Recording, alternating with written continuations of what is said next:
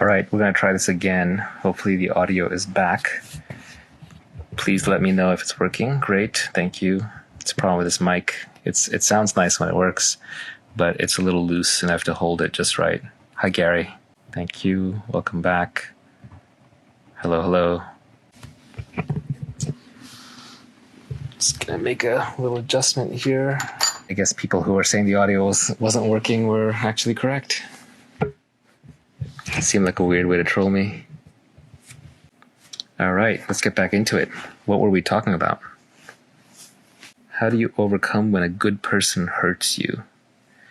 I assume you're talking about mentally or psychologically, not physically. Someone hurt you psychologically and you're trying to get over it.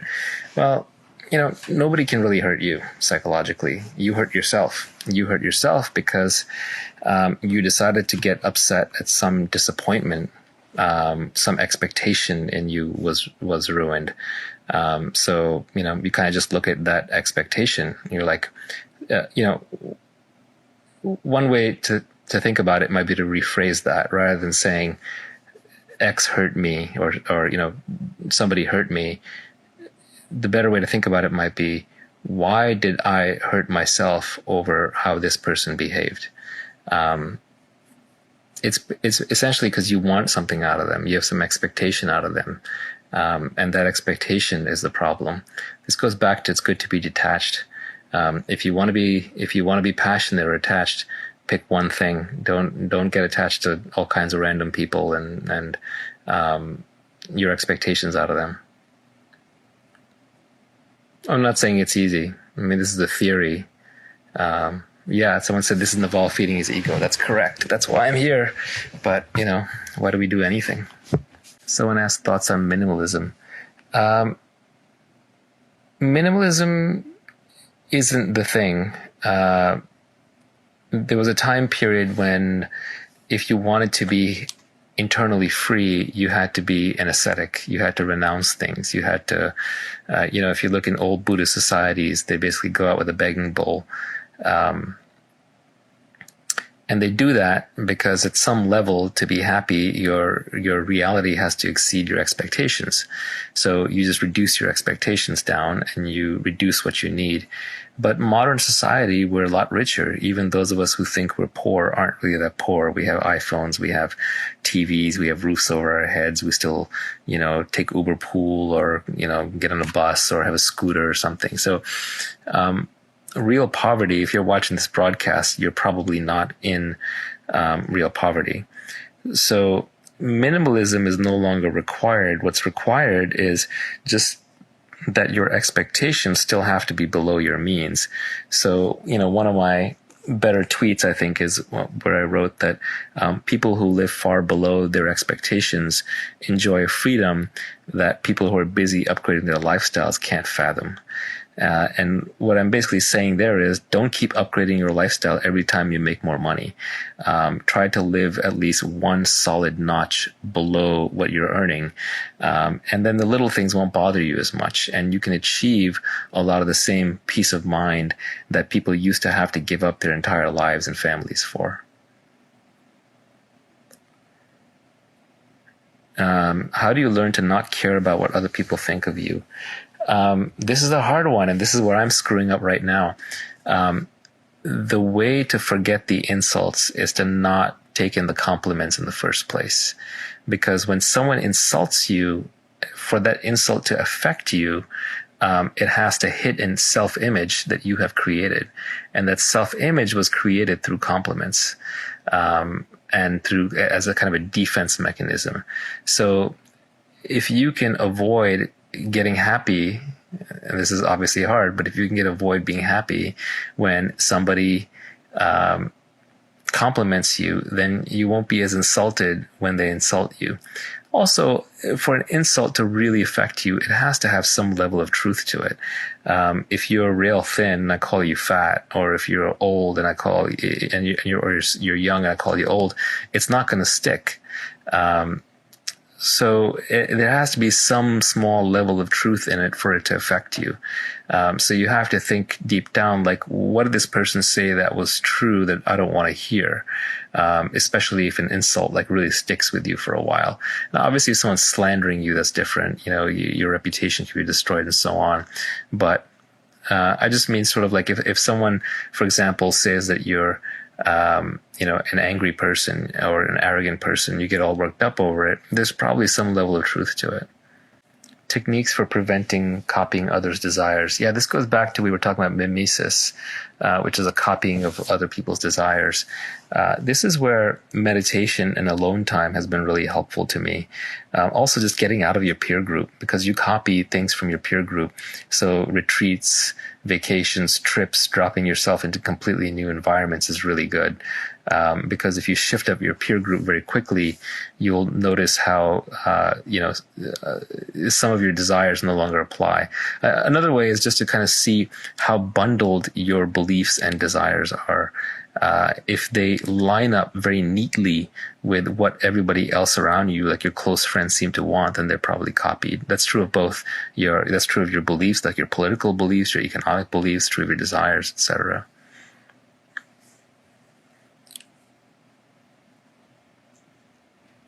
What qualities do you look for in people when establishing a friendship? I mean, friendships, you don't want to be too rational and analytical about them, because we are talking about friendships, but I think integrity is a really big one. You want to be able to trust someone that you're investing a lot of your time into. And I think happiness is a big one. You don't want to be around unhappy people. They'll make you unhappy sooner or later, or you'll have to pull them up. And then for me, I like intellectually curious people, because they stay perpetually interesting.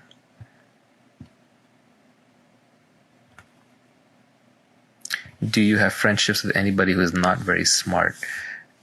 Honestly, it's rare. I do have friends who are not like, well, everyone's smart at something. So I don't want to be pejorative and say that, they're not smart, but it's just, if they're not intellectually curious about things that I'm intellectually curious about, and if they're not constantly learning, eventually we'll just run out of stuff to talk about. And I like to talk, which is why I'm on Twitter and Periscope. What's the best thing that happened to you in the last year? I picked up a serious meditation practice. That was about 3.5, 4 months ago. And that is the best thing that has happened to me in quite a while, or that I've done. I don't know if I would say it happened to me.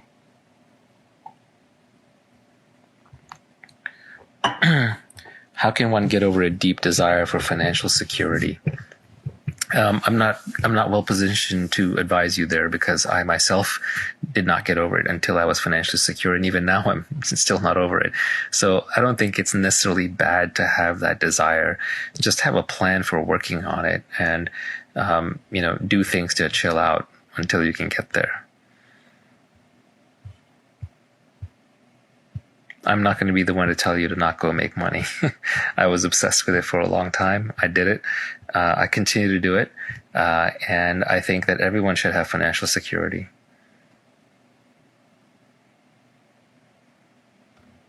When do you think you will retire? That's a good question, because I am already retired. And to me, retirement just means not doing things you don't want to do. So the only things that I have to do that I don't want to do are basically taxes and government related things. Other than that, I control my time. And I don't sacrifice today for an imagined tomorrow. And so if you can get into a job that you like, where you are tracked in your outputs rather than your inputs, you'll be able to control your time much better. And once you can control your time, you can allocate your time such that you're not wasting it. And you can live most of your days, not 100%, but most of your days as to what you want to do. And then you're essentially retired. Harari's new book. Harari wrote Sapiens, which is one of my favorite books the last few years. And I recommended it to everybody. It gave me some fundamental shifts in worldview. And then he's written 2 books subsequently, which unfortunately are not as good. I still think he's a very intelligent person.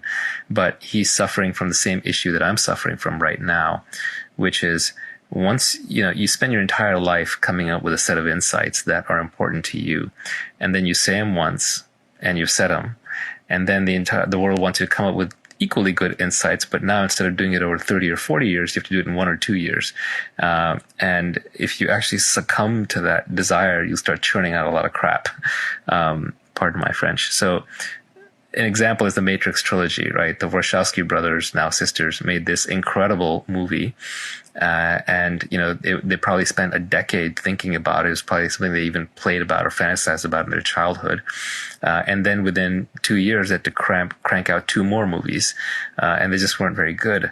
So it's a sequel problem. The money is in sequels, but the quality is not in sequels. It's very rare to have somebody who can follow up and do something great. And if you look at artists, for example, like Madonna or U2 or Paul Simon, who have made comebacks and had multiple hit albums, usually they'll reinvent themselves in the process. They'll have to go back down to the beginning and start over before they create their next piece. And very often the fans from the previous album won't be fans of the new album. So you basically have to give up and go back to beginner's mind. And I'm actually kind of in that situation right now where even though I'm still very interested in crypto, I feel like it's gone more mainstream. So I got to find my next act.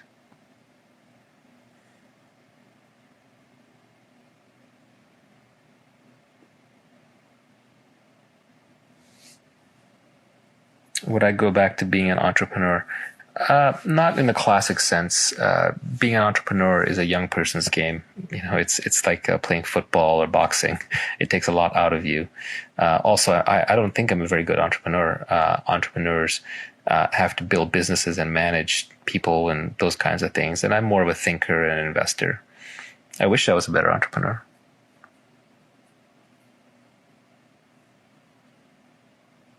Next act, psychedelic mushrooms. A lot of people are asking about psychedelics. You should do your own homework and you should make up your own mind. But I would say that psychedelics are the fast route. Everything people get out of psychedelics, you can also get out of meditation, which is a slow route, but it's nice when it's under your control.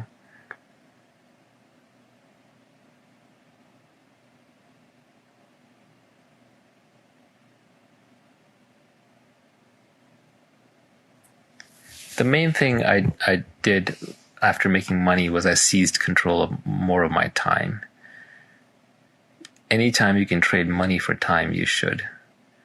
Because time is the thing you will run out of first.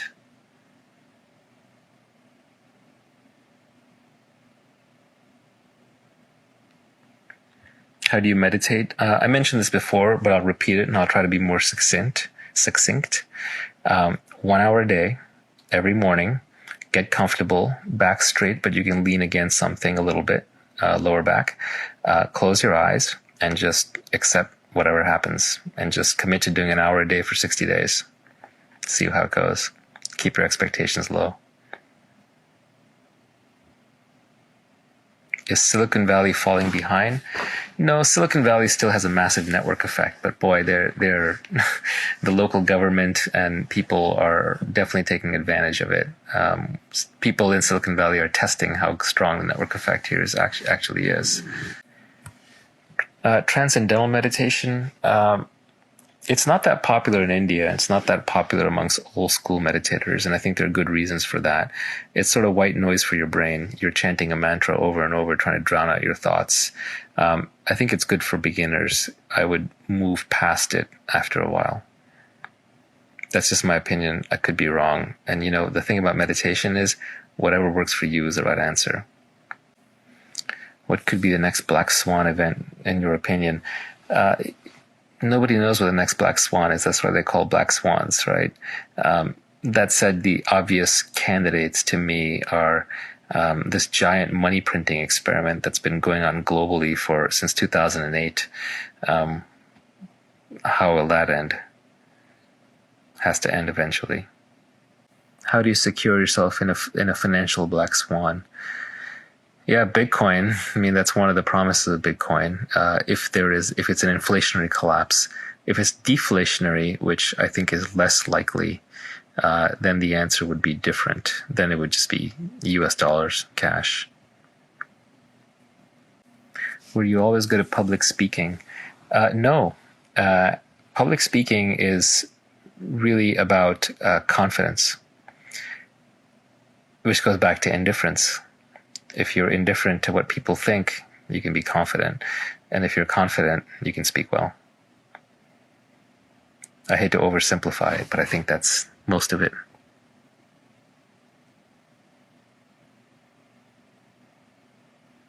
What do you think about Principles by Ray Dalio? There's some great ideas in there, but boy, I would just hate to work at that place. It sounds really tiring. How do you motivate yourself to do anything if you're indifferent to the outcome? You have to do something. Where do birds fly? You know, you're not going to just sit there like a vegetable.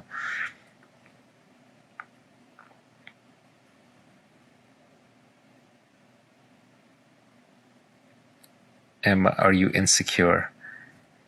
Interestingly enough, not really. Maybe a little bit physically. You know, I'm not the tallest or healthiest or best looking person, and yeah, my hairline's receding. Getting older like everybody else, one day at a time.